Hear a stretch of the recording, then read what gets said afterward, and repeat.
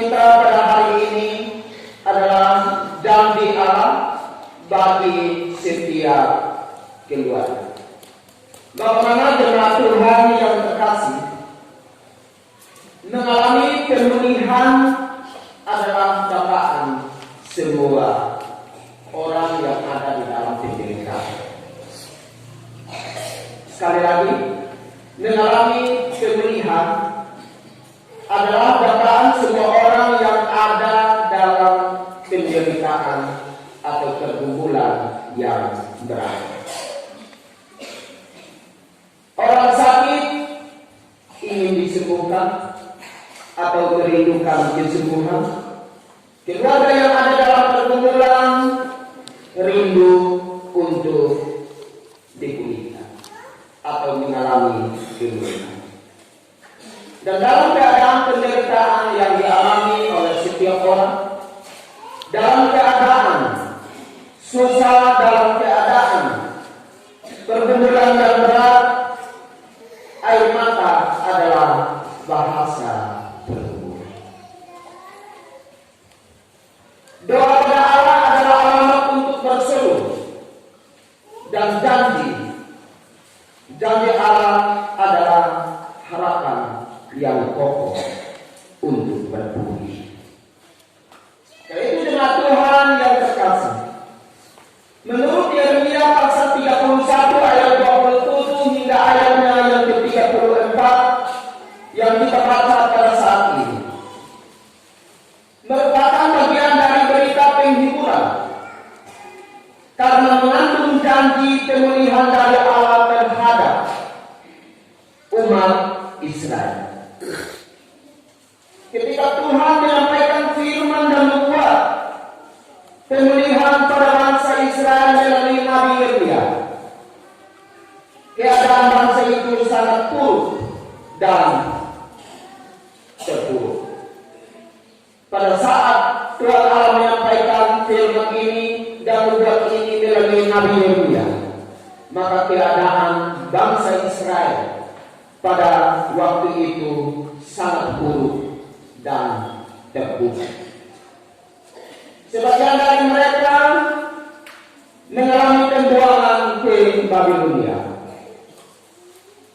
dan mereka sangat menderita. Mereka ada di dalam penjajahan dan sisanya tetap tinggal di negeri sendiri atau negeri mereka dalam keadaan terjajah dan merana.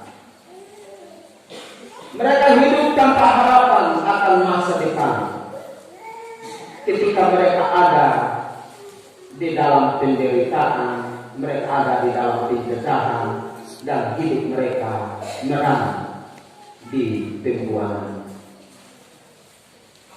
Di tengah situasi seperti itu, Tuhan menyampaikan janji pengharapan tentang masa depan yang cerah. Di tengah keadaan menderita, di tengah keadaan hidup yang terjajah dan merana, maka Tuhan menyampaikan janji pengharapan yang pasti kepada mereka tentang masa depan mereka yang cerah.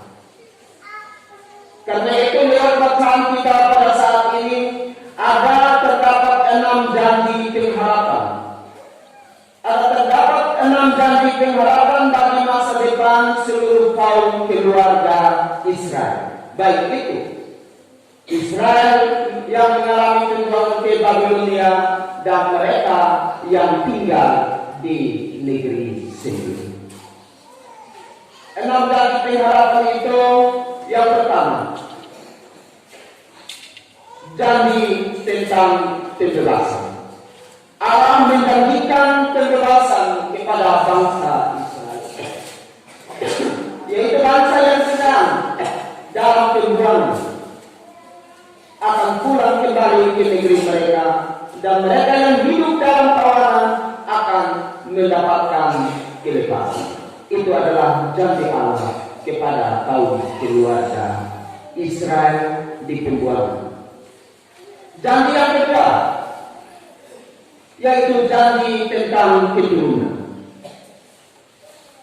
Allah berjanji untuk melimpahi kaum Israel dengan benih manusia atau keturunan, sehingga membuat bangsa ini menjadi bangsa yang kuat dan besar.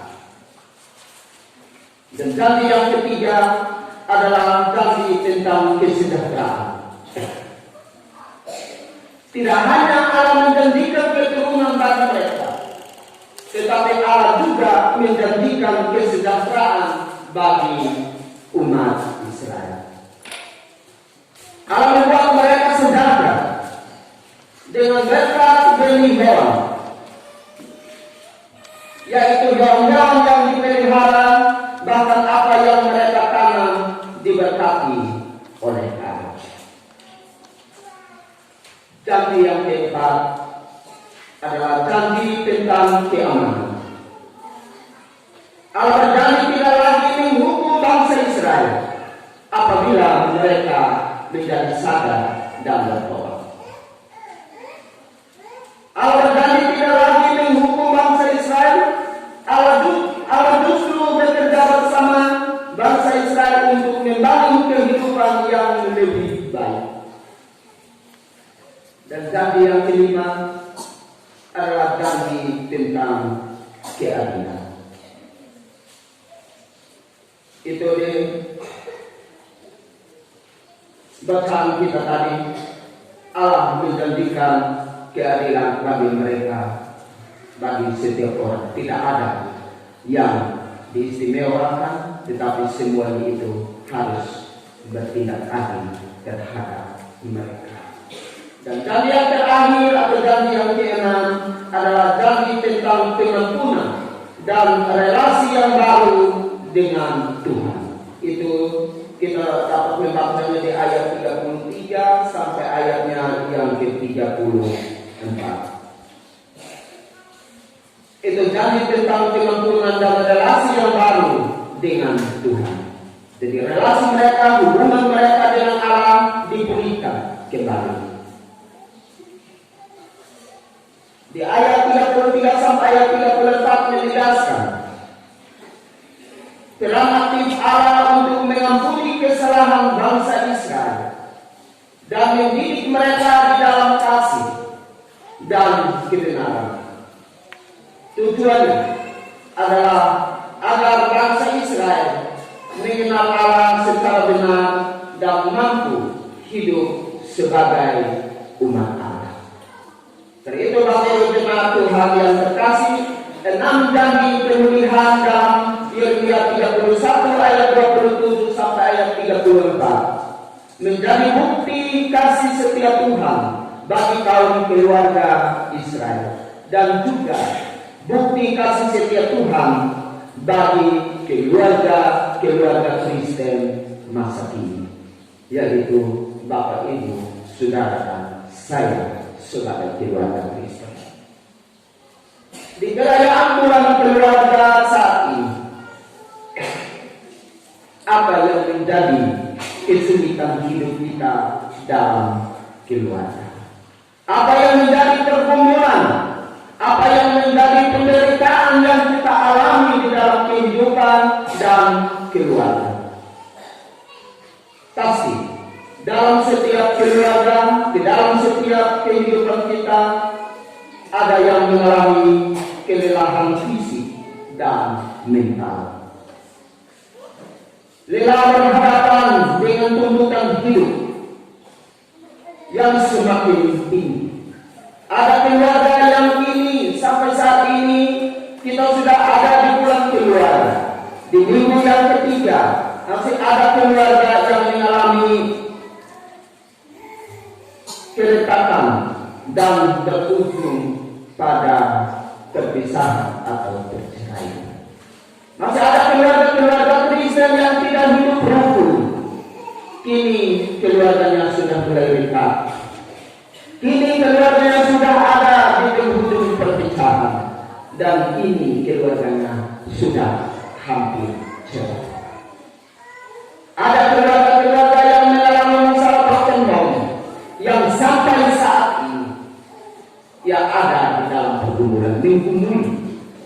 keluarganya kembali bersatu dan keluarga bisa menjadi keluarga yang utuh. Anak-anak yang memberontak dan hidup dalam pergaulan yang salah, itu pun juga adalah pergumulan berat daripada sebuah keluarga. Ada yang tertekan karena hutang dan biaya hidup yang semakin bertambah. Ada yang belum merdeka dari kemiskinan. Ada yang belum merdeka dari KDRT. Sudah berkeluarga, tetapi masih tetap ribut di dalam keluarga, masih tetap bakalain antara suami, istri, dan anak-anak. Ia belum merdeka dan KDRT. Ada kekerasan seksual dan juga diskriminasi dan lain-lain. Hal-hal itu yang dialami oleh keluarga-keluarga Kristen. Dalam berbagai situasi tersebut, Yeremia 31 ayat 27 sampai 34 mengingatkan kita dua hal. Sebagai keluarga Kristen masa ini, melalui bacaan kita pada hari ini, Yeremia mengingatkan kita dua hal. Apabila kita berada dalam situasi-situasi yang tadi disampaikan kepada kita, mari kita mengingat dua hal yang disampaikan oleh Nabi Yeremia lewat firman-Nya pada saat ini. Hal yang pertama, Allah sanggup memberi pemeliharaan dan pemulihan. Ketika kita berada di dalam situasi keadaan keluarga yang demikian, ketika kita datang kepada Tuhan, ketika kita berseru dan memohon kepada Tuhan, maka Allah adalah setia. Dia akan sanggup untuk memberi pemeliharaan dan pemulihan bagi setiap keluarga-keluarga yang mengalami berbagai hal sebagai pergumulan yang berat. Ketika kita berharap kepada manusia, kekayaan, kekuatan, jabatan, dan sebagainya, pengharapan kita dapat mengecewakan. Ketika kita mengalami masalah di dalam rumah tangga, masalah dengan suami, masalah dengan istri, jangan lari kepada manusia, tetapi datanglah kepada Tuhan. Dia yang akan memelihara dan memberikan pemulihan kepada kita. Karena ketika kita datang kepada manusia, ketika kita berharap kepada jabatan dan juga kekuatan kita, maka semuanya itu akan mengecewakan. Bangsa Israel gagal mengalami kegagalan di dalam perjuangan mereka ketika mereka tidak berharap sungguh-sungguh kepada Tuhan. Tetapi ketika mereka datang dan mereka berharap sungguh-sungguh kepada Tuhan, maka saat itulah Tuhan memberikan jalan keluar, pemulihan terjadi. Mereka yang mengalami perjuangan di Babilonia kembali ke negerinya sendiri, dan mereka mengalami pemulihan dari Tuhan. Karena itu bagi kita sebagai keluarga-keluarga Kristen sekarang, marilah kita berharap kepada Tuhan. Apapun masalah, apapun pergumulan kita yang sangat berat, ketika kita berharap sungguh-sungguh kepada Tuhan, maka keluarga kita pasti akan dipulihkan oleh Tuhan. Itu hal yang pertama. Hal yang kedua, Allah mengambil kita, gereja dan pemerintah, untuk bertindak seperti Yeremia. Kalau Yeremia dipanggil untuk menyampaikan berita pemulihan, berita kebebasan kepada umat Israel, maka saudara dan saya sebagai gereja dan pemerintah, kita dipanggil untuk bertindak seperti Yeremia. Yeremia yang membawa kabar kemerdekaan dan pemulihan, kita pun juga dipanggil untuk membawa berita kemerdekaan dan pemulihan. Baik itu bagi diri kita sendiri, bagi keluarga, bahkan bagi masyarakat. Kita sebagai gereja dan pemerintah, mari menjadi alat di tangan Tuhan untuk menyatakan 6 janji pemulihan Allah bagi setiap orang yang kita temui, dan bagi keluarga kita dimanapun berada. Kiranya firman Tuhan memberkati kita semua. Amin.